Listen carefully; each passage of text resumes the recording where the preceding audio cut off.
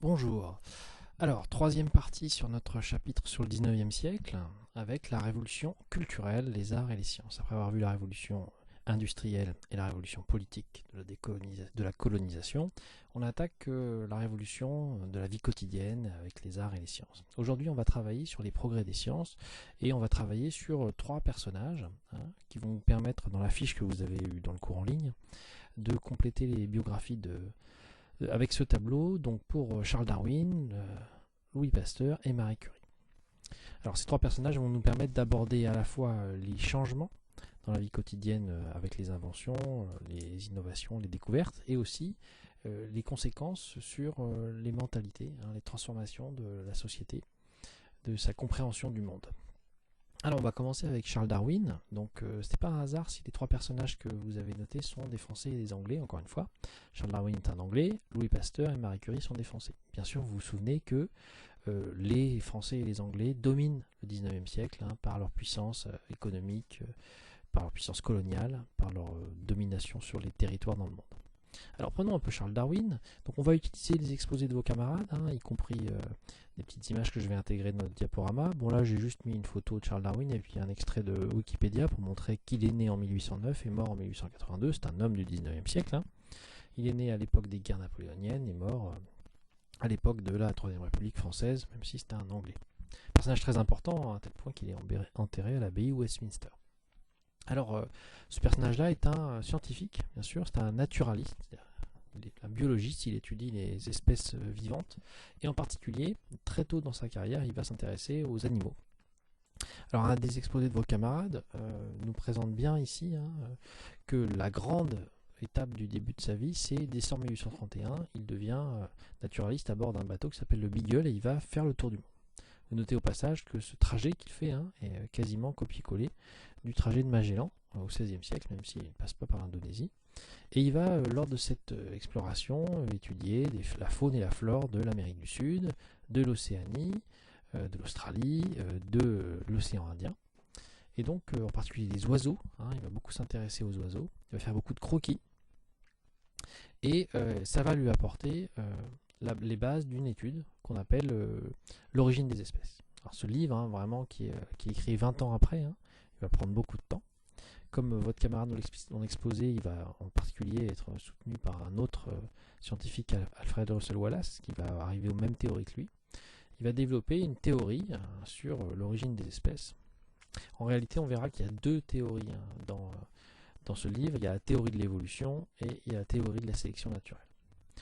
Une révolution intellectuelle, puisque aujourd'hui c'est considéré comme la théorie scientifique la plus reconnue sur la naissance de la vie.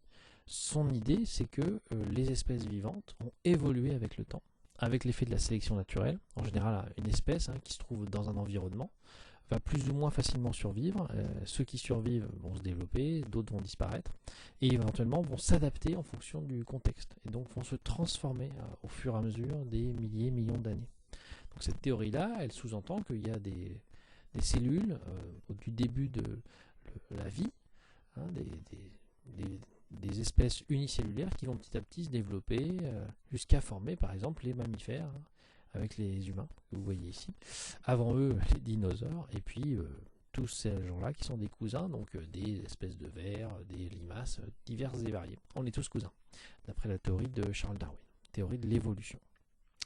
Et si on prend le cas des humains, cela sous-entend que l'humain tel qu'il serait actuellement, ou sapiens sapiens, aurait évolué, qu'en fonction du contexte, de la sélection naturelle, il aurait été autrefois autrement, c'est-à-dire une espèce d'homme-singe, d'hominidé, avec cette classification que vous connaissez sans doute, vue en 6e, Australopithèque, Homo habilis, Homo erectus, même si ça évolue globalement. Pour dire qu'il y aurait eu des hommes sous la forme d'espèces d'hominidés environ 5 à 10 millions avant notre ère, et que si on remonte encore plus dans le temps, 60 millions jusqu'à 3 à 4 milliards d'années, vous avez la création de la Terre.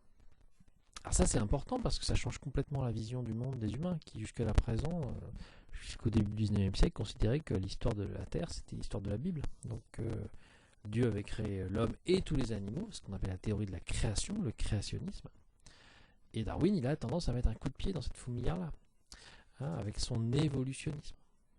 Alors ça va être très très mal pris, bien sûr.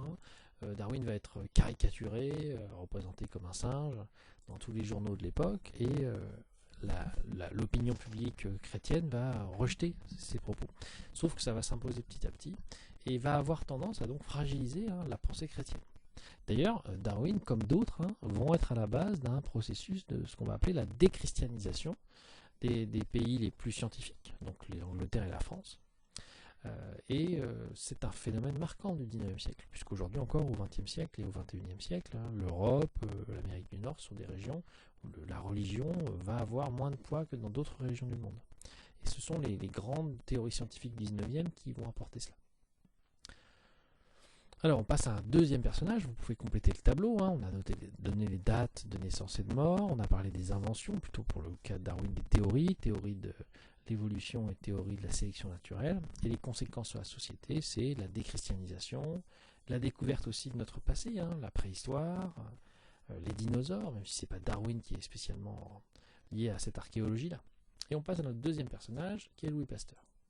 Alors pareil, on va utiliser les biographies de vos élèves, de vos camarades, on commence par un extrait de Wikipédia. Il est lui aussi un homme du 19e siècle, né en 1822, mort en 1895. C'est un Français.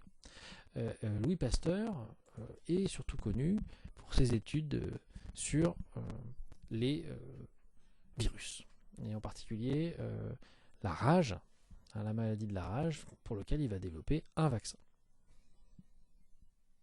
En réalité, Louis Pasteur va découvrir une vie microscopique, donc là l'utilisation du microscope va être très importante, comme on le voit ici, et il va découvrir les bactéries, les virus, il va donc expliquer pourquoi il y a des maladies, par exemple la rage, et il va pouvoir ensuite développer une théorie. Alors ça c'est un extrait d'un exposé de vos camarades.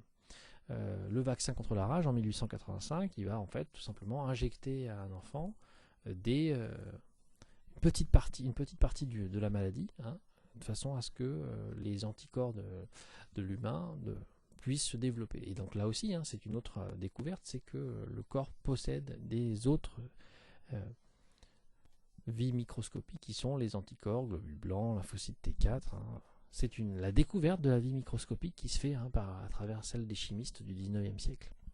Alors le vaccin contre la rage, c'est un vaccin, il y en aura d'autres. On va vacciner les animaux, comme on le voit ici.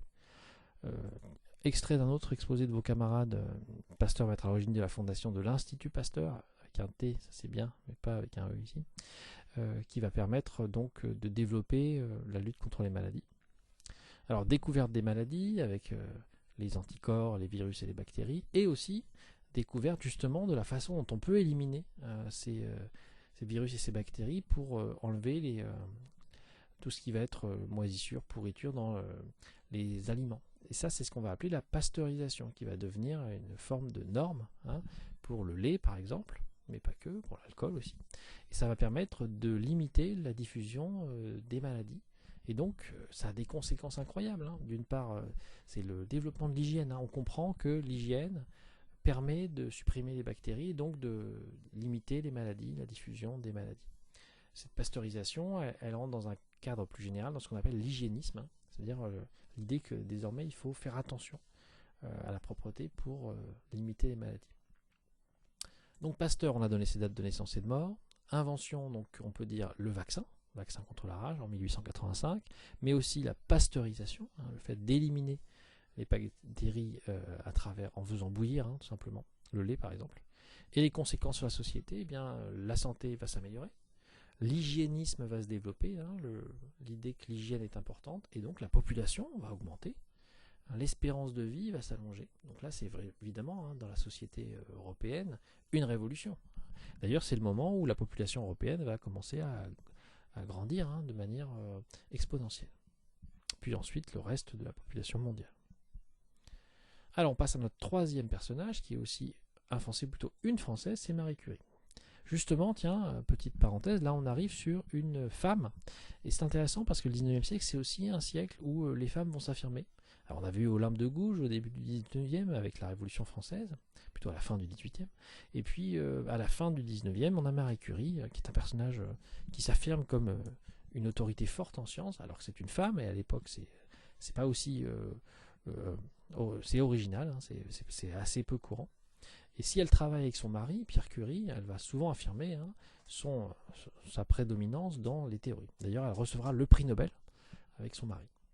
Alors, les dates de naissance, vous les avez vues sur le petit extrait Wikipédia, ici, 1867-1934. Alors donc, vous voyez que c'est une femme de la fin du 19e, hein, elle est morte au 20e siècle. Sur l'exposé de vos camarades, on retrouve les mêmes informations.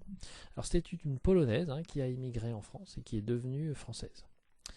Physicienne et chimiste. Alors évidemment, là aussi, physicienne, elle va révolutionner la science physique, là pour le coup, avec plusieurs découvertes, en particulier, on va la voir avec la découverte des ondes radio, et de la...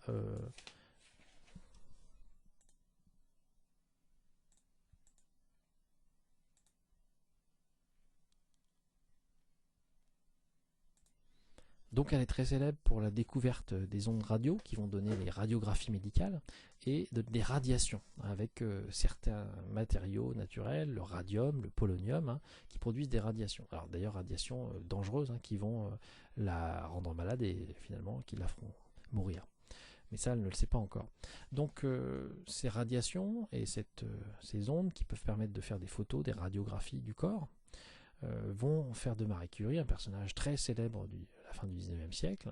On la retrouvera sur des couvertures de magazines. Alors, vous voyez là, les hommes du jour, hein, pour dire que c'est quand même une femme. Alors, on va l'appeler Madame Pierre Curie. Hein, on lui donne le nom de son mari. C'était à l'époque d'ailleurs comme ça qu'on faisait. Elle est aussi célèbre parce qu'elle va utiliser ses radiographies pendant la Première Guerre mondiale. Hein, elle va utiliser des petites voitures qui vont permettre de faire des photos radiographiques pour soigner les soldats. À la fin de sa vie, elle va aussi être en contact avec Albert Einstein, hein, sur lequel ils vont travailler ensemble sur des théories. Alors les radiations, ça sera aussi à l'origine de tout ce qui va être l'énergie atomique. On sait que Albert Einstein y est mêlé. On retrouve dans l'exposé de votre camarade le fait que Marie Curie va recevoir le prix Nobel. On en avait déjà parlé du prix Nobel en histoire-géographie, en particulier en 5e avec Martin Luther King ou Nelson Mandela qui l'avait touché. Donc inventé par Alfred Nobel pour récompenser les grands savants du 19e siècle, la fin du 19e siècle. Donc ils vont recevoir le prix Nobel pour leur recherche sur la radiation avec son mari. Alors Marie Curie, c'est la première femme à recevoir le prix Nobel et c'est aussi la première femme à recevoir 2 prix Nobel. Hein, puisqu'elle le reçoit en 1903 et en 1911. Dans l'exposé de vos camarades, on retrouve ici une petite chronologie tout à fait bien faite. Alors, si on termine avec Marie Curie, on a donné ses dates. Les inventions, donc c'est la découverte des radiations, de la radiographie, hein, avec un matériau comme le radium ou le polonium. Et les conséquences sur la société, ben, c'est aussi les progrès de la médecine, puisque la radiographie permet de faire des photographies de l'intérieur du corps, donc c'est vraiment remarquable, par exemple sur les blessures, les fractures. C'est aussi avec les radiations la découverte de l'énergie atomique. Hein, c'est pas encore tout à fait au point, mais ça va arriver. Vous savez qu'en 1945, ce sont les Américains qui découvriront la bombe atomique. Mais c'est dans les travaux de Marie Curie que ça commence. Si on résume tout ça, on peut dire d'une part que les scientifiques utilisent au 19e siècle des méthodes de plus en plus rigoureuses. Alors au début du 19e, on avait vu que James Watt, plutôt fin 18e, c'était des inventeurs dans leur coin, dans des petits laboratoires. Mais là au 19e, les matériaux sont de plus en plus développés, les budgets sont plus importants, on va utiliser des outils de plus en plus performants avec le microscope, les lunettes astronomiques. Ça va avoir des conséquences très importantes sur la médecine, hein, gros progrès avec la vaccination de Pasteur bien sûr, 1885 on se souviendra du vaccin contre la rage, et la radiographie avec Marie Curie. Mais ces découvertes, elles bouleversent aussi les croyances religieuses. Bien sûr Darwin, hein, qui remet en cause l'idée de la création du monde par Dieu, mais c'est aussi vrai avec Pasteur, parce que Pasteur finalement donne une explication aux maladies, ce qui veut dire que ça enlève tout l'aspect finalement culpabilité religieuse qu'on voyait dans par exemple le Moyen-Âge avec la peste. Hein, il donne un sens précis à ce que c'est que la maladie, les microbes, les bactéries. Donc ça va faire changer un petit peu la culture des Européens. Voilà, je vous remercie.